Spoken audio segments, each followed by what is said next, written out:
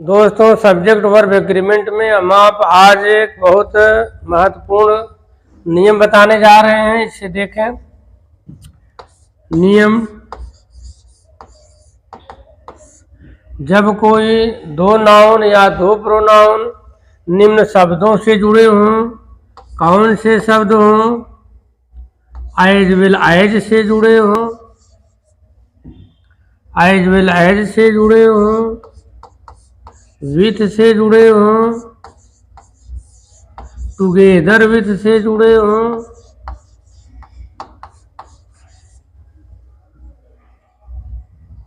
With से, together with से, और एंड नॉट से जुड़े हों, लाइक से जुड़े हों, अनलाइक से जुड़े हों, एक्सेप्ट से जुड़े हों, बिसाइड्स से जुड़े हों,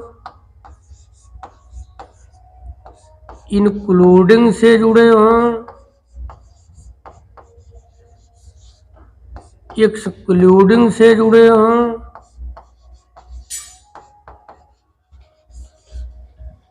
एज वेल एज से जुड़े हों, विथ से जुड़े हों, टुगेदर विथ से जुड़े हों, एंड नॉट से, लाइक से, अनलाइक से, एक्सेप्ट से, बिसाइड्स से, इंक्लूडिंग थे और एक्सक्लूडिंग से, और अलॉन्ग विथ से, अलॉन्ग विथ से, नो लेस दैन से, नो लेस दैन से,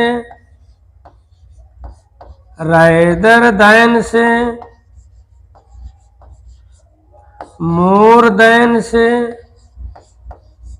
श्रृंखला थोड़ी लंबी है। यह क्वेश्चन बहुत महत्वपूर्ण है। जब जो नाउन या दो प्रोनाउन या एक नाउन एक प्रोनाउन या एक प्रोनाउन या एक noun, as well as, with, together with, and not, like, unlike, except, beside, including, excluding, no less than, more than, rather than, along with. इसके अलावा रन बाई से जुड़े हों, रन बाई से जुड़े हों, एकम्पनीड बाई से जुड़े हों, कंट्रोल्ड बाई से जुड़े हों, डोमिनेटेड बाई से जुड़े हों, डोमिनेटेड बाई से जुड़े हों, गवर्नड बाई से जुड़े हों, गाइडेड बाई से जुड़े हों, अकम्पनीड बाई से, कंट्रोल्ड बाई से, डोमिनेटेड बाई से, गवर्नड बाई से, गाइडेड बाई से, रन बाई से अगर जुड़े हों। दोस्तों, ये श्रृंखला लंबी है, लेकिन ये रूल्स भी बहुत महत्वपूर्ण है, बेहद महत्वपूर्ण है। इसलिए आप ध्यान से इसे देखें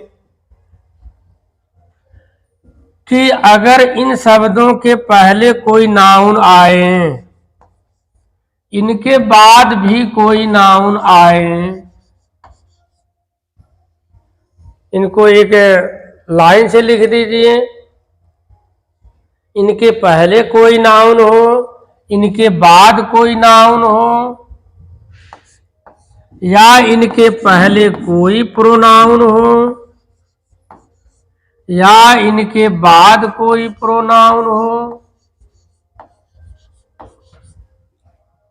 इनके पहले कोई नाउन हो, उधर प्रोनाउन हो, इधर नाउन उधर प्रोनाउन, या इधर प्रोनाउन उधर नाउन, दो नाउन या दो प्रोनाउन, एक नाउन या एक प्रोनाउन, या एक प्रोनाउन या एक नाउन जुड़े हों, तो क्रिया किसके अनुसार लगानी चाहिए, अपना की अंग्रेजी किसके अनुसार लगानी चाहिए, सेल्फ किसके अनुसार लगानी चाहिए।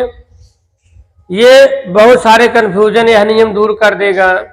तो सिंपल सी बात है, एज वेल एज बराबर पहले वाला, एज वेल एज बराबर पहले वाला मतलब इनके साथ पूरे, इनके साथ अगर पहले नाउन है, नाउन जो भी हो, चाहे एक वचन हो चाहे बहुवचन हो, क्रिया हमेशा पहले वाले नाउन के अनुसार लगनी चाहिए, क्रिया हमेशा पहले वाले नाउन के अनुसार लगनी चाहिए। एक उदाहरण देखें,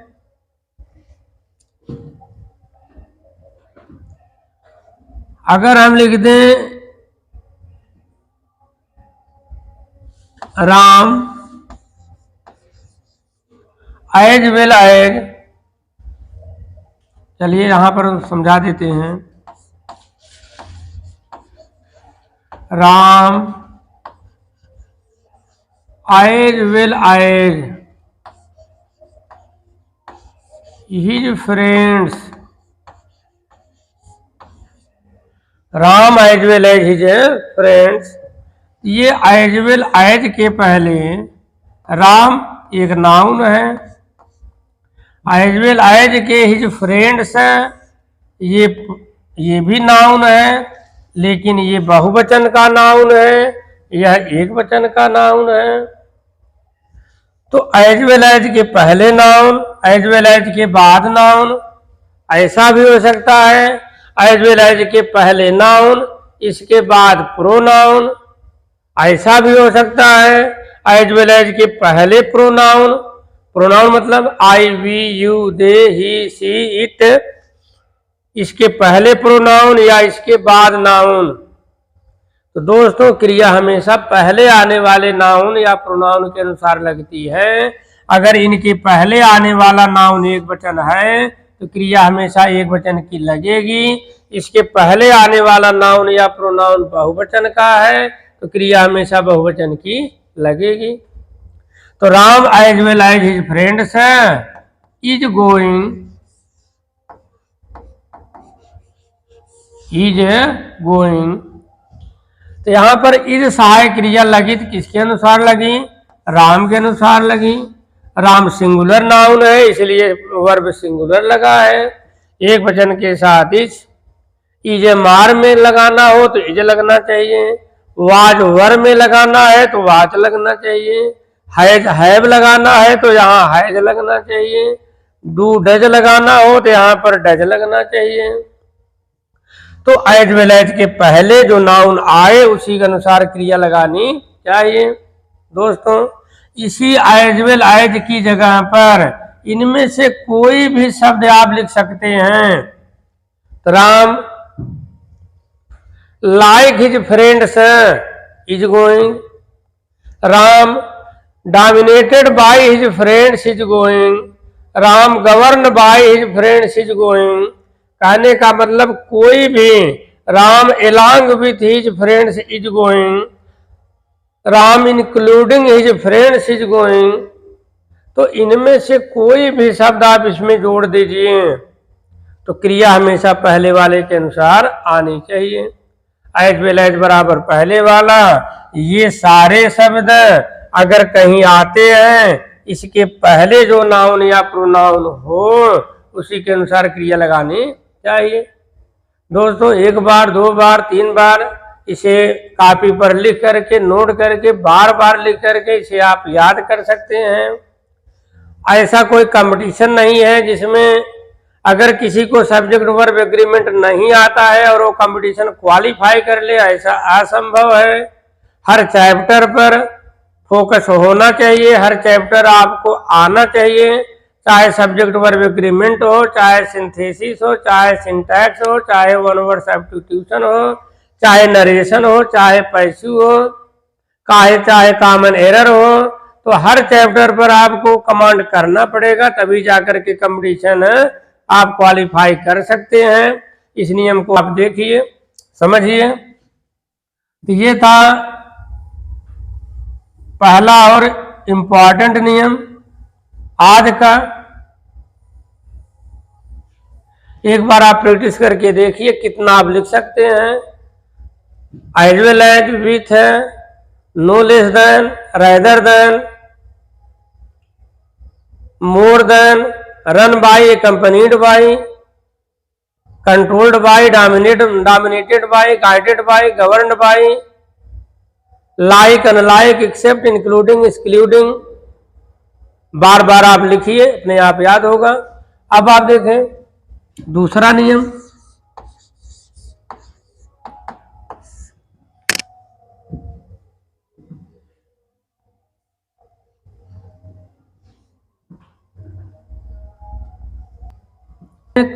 जैसे मैं कहूं मुझे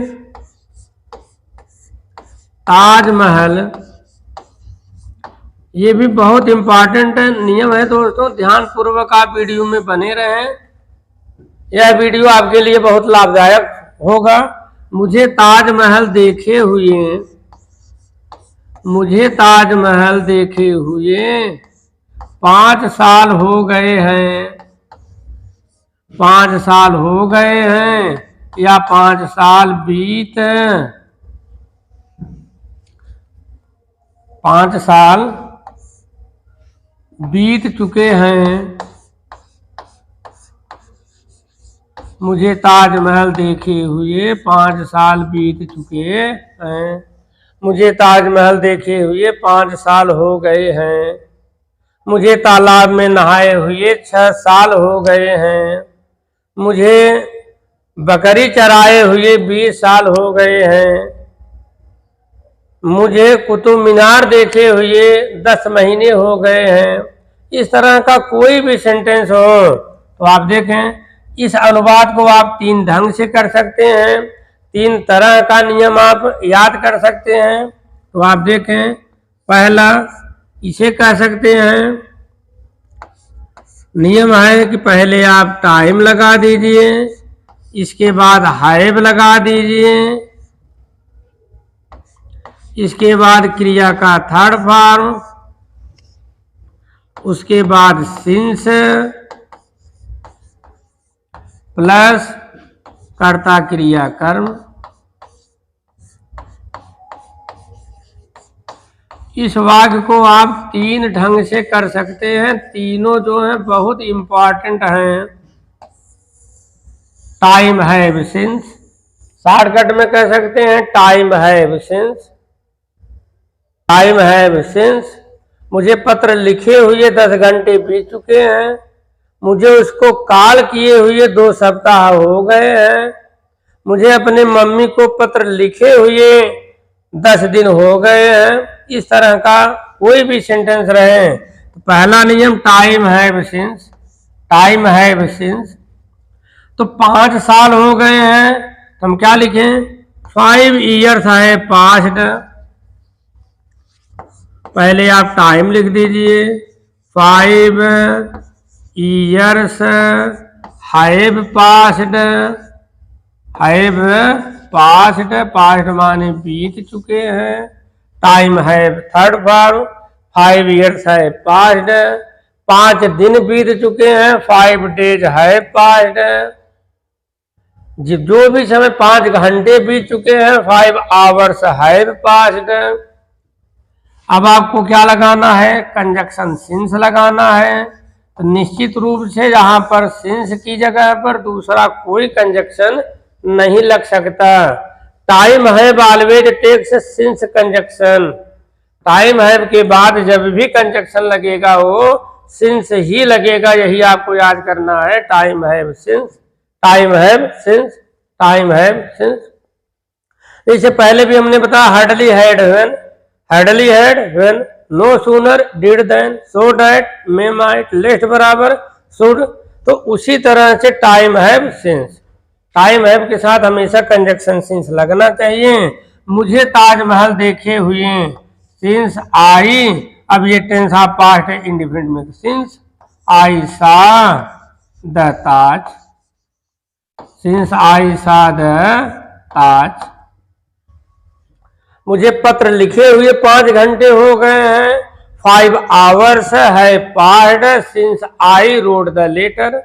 इधर पास्ट इंडेफिनिट लगाइए, सिंस के बाद पास्ट इंडेफिनिट। मुझे खाना खाए 10 घंटे हो गए हैं, 10 hours have passed since I at the food. मुझे तालाब में नहाए हुए 10 महीने हो गए हैं, 10 months have passed since I bathed in the pond. तो ये पहला नियम है टाइम हैव सिंस। दूसरा देखिए, इसी को दूसरे ढंग से आप कह सकते हो। देखिए नियम, इट इज टाइम, उसके बाद आप लगा दीजिए एगो, इट इज टाइम प्लस एगो, उसके बाद कंजक्शन आप लगाइए डाइट प्लस कर्ता क्रिया कर्म।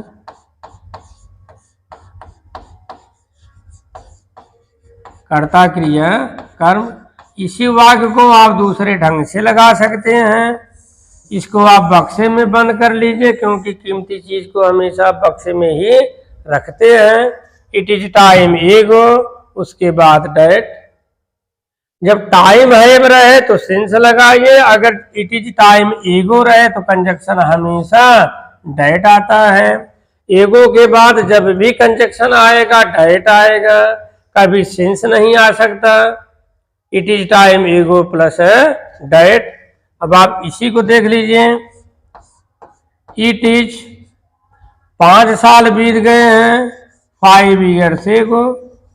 इट इज 5 years एगो। अब कंजक्शन लगाइए डेट, इट इज 5 years एगो, डेट आई साद ताज। आई साद ताज, ताज लिखिए चाहे ताजमहल लिखिए। इट इज 5 years एगो, डेट आई साद ताज। तो इट इज टाइम एगो के बाद हमेशा डेट कंजक्शन का प्रयोग होगा, यही आपको समझना है। Time have since, it is time एगो प्लस डेट। अब आप देखें तीसरा नियम, इसी का तीसरा नियम देखें।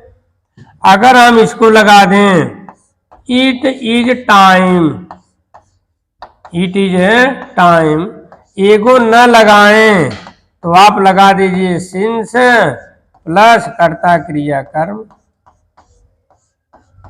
तीनों नियम समझे रहेंगे तो निश्चित रूप से आप यह नियम कभी भी गलत नहीं कर पाएंगे। इसको भी आप बक्से में बंद कर दीजिए। It is time since, it is time since. अगर इट इज टाइम रहे, इसके बाद एगो न आए तो कंजक्शन आपको सिंस लगाना है। इट इज टाइम के बाद एगो न रहे तो सिंस लगाइए। अगर एगो आ जाए तो डेट लगाइए। एगो रहे डेट लागे, न रहे तो सिंस लागे। एगो रहे डेट लागे, न रहे तो सिंस लागे। जब टाइम से वाक्य शुरू हो तो time have since, time have since. एगो रहे डेट लागे, एगो न रहे तो सिंस लागे। अब आप इसको आप तीसरे ढंग से देख सकते हैं, होगा it is time, it is 5 years। देख लीजिए, it is 5 years, it is 5 years since. अब आप सिंस लगा दीजिए, सिंस आई सा द ताज। अब इसी तरह से आप कोई दूसरा सेंटेंस बना लीजिए। मुझे दूध पिए हुए 6 महीने हो गए हैं, इसका बनाकर देख लीजिए। 6 months have passed since I drank milk. It is 6 months एगो, dead I drunk milk. It is 6 months since I drank milk. दोस्तों, नियम मेरा कैसा लगा आप जरूर कमेंट करें। ये था दूसरा नियम। पहला हमने बताया एज वेल एज बराबर पहले वाला, एज वेल एज के साथ लगभग 23-24 शब्द थे उसको आप याद कर लीजिए। ये था दूसरा, time have since, it is ago date, it is time ago date, it is time since. दोस्तों नियम बार बार लिखने से ही आएगा। मेरा अपना मानना है, अगर आप कॉम्पिटिटिव स्टूडेंट्स हैं, एक 30 या 40 रुपए वाला रफ कम से कम एक हफ्ते में लिख करके भर करके उसको फेंक दीजिए। 30 या 40 रुपए वाला रफ कॉपी लाइए मार्केट से, एक हफ्ते में लिख करके उसको फेंक दीजिए। एक नियम है, the more you right the more knowledge you will get.